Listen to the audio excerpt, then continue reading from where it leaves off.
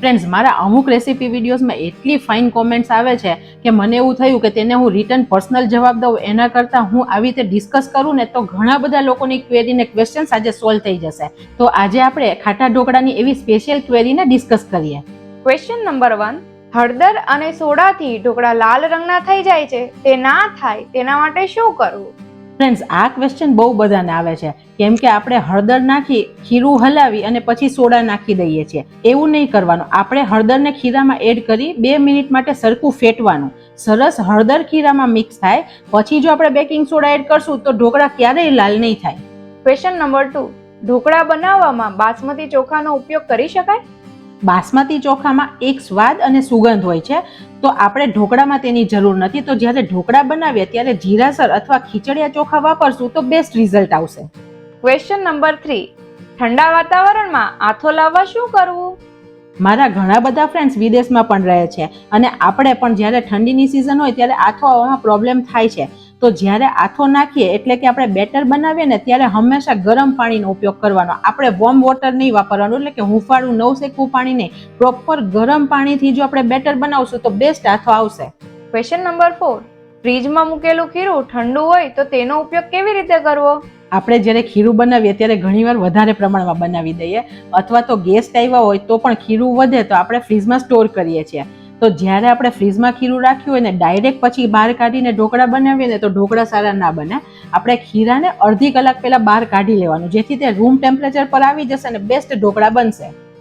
હવે question number 5, dhokla બનાવવા માટે બેકિંગ સોડા વાપરવો કે ઈનો? ફ્રેન્ડ્સ, આ અત્યારે બહુ જ મોટો પ્રશ્ન છે કે બેકિંગ સોડા વાપરવો કે ઈનો વાપરવું. આપણે પરંપરાથી બેકિંગ સોડા જ વાપરતા આવ્યા છીએ, પણ જ્યારે નવી કોઈ રસોઈ શીખે છે તો તે બેકિંગ સોડા જો થોડા વધારે પ્રમાણમાં વસ્તુમાં નાખશે ને એટલે કે રેસીપીમાં તો તે લાલ થઈ જશે. ઢોકળા બનાવીએ અને સોડા પ્રમાણથી થોડો પ્લસ થયો ને તો ઢોકળા બધા લાલ થઈ જશે ને ખાતી વખતે જીભમાં તુરાશ લાગશે.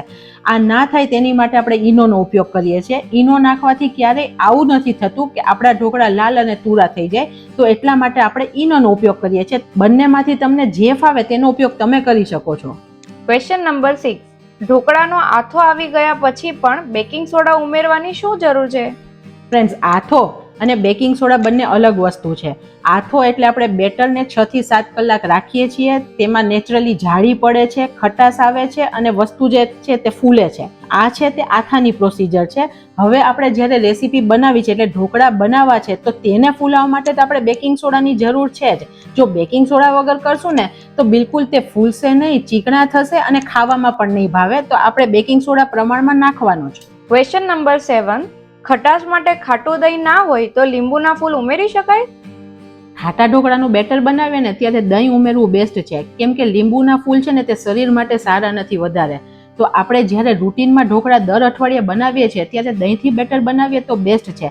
પણ ઇન કેસ કોઈ સંજોગોમાં દહીં નથી તો તમે થોડા પ્રમાણમાં યુઝ કરી શકો છો, પણ તેની ખટાશ બહુ જ વધારે આવે છે ફ્રેન્ડ્સ, અને ખાતી વખતે ઘણીવાર ખમણ જેવો પણ સ્વાદ લાગશે. તો બેટર છે કે આપણે દહીંથી બનાવીએ. ક્વેશ્ચન નંબર 8, ઢોકળાનું ખીરું ઢીલું થઈ જાય તો શું કરાય? ઘણીવાર ફ્રેન્ડ્સ એવું થાય કે ઉતાવળમાં ખીરું બનાવવા જઈ અને પાણી થોડું પ્લસ થઈ ગયું અને ખીરું આપણું ઢીલું થઈ ગયું. તો બિલકુલ ચિંતા નહીં કરવાની. 2 ચમચી ચણાનો લોટ અથવા તો 2 ચમચી રવો ઉમેરી દેશો, પછી 10 મિનિટ ખીરાને રાખશો તો તે નોર્મલ કન્સિસ્ટન્સીમાં આવી જ જશે. ફ્રેન્ડ્સ, આ વિડીયો જોઈને મને લાગે છે કે હવે તમને બધા પ્રશ્નના જવાબ મળી જ ગયા છે.